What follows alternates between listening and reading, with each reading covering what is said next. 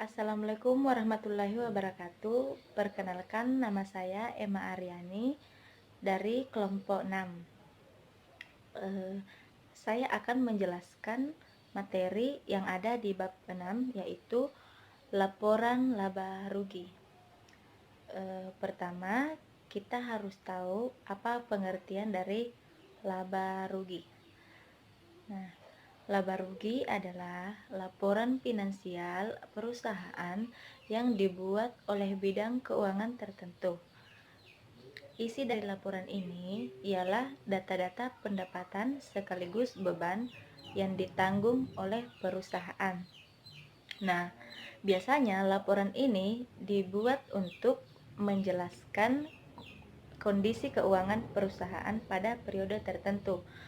Maka dari itu, sebagian besar laporan dikerjakan pada akhir tahun atau akhir bulan sesuai ketentuan di perusahaan tersebut. Dengan adanya laporan keuangan ini, pihak atasan bisa mengetahui kondisi finansial perusahaan yang terkini, sehingga laporan tersebut bisa dijadikan sebagai dasar evaluasi untuk langkah kebijakan selanjutnya.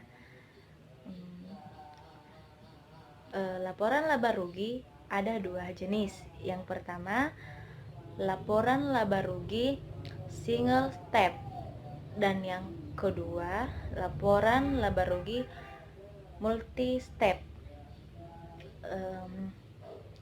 Laporan laba rugi juga memiliki fungsi. Jadi fungsinya ada 3. Fungsi yang pertama yaitu untuk dijadikan bahan evaluasi keuangan. Jadi ketika perusahaan sudah berjalan selama 1 bulan atau 1 tahun, pasti ada transaksi keuangan di sana, baik yang menghasilkan kerugian maupun laba. Yang kedua, untuk mengetahui perkembangan perusahaan. Nah, perusahaan sedang berkembang bisa dilihat dari kondisi keuangan di perusahaan tersebut. Jika lebih besar keuntungan atau laba dibandingkan rugi, tentu prospek perusahaan ke depan akan semakin meningkat. Dan fungsi yang terakhir, untuk mengatur langkah kebijakan atasan.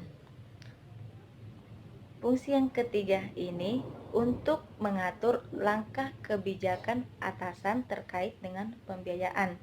Jika dalam laporan tersebut kerugian terbanyak akibat alat produksi yang tidak bekerja, maka tahun berikutnya bisa diganti dengan aplikasi yang lebih menguntungkan.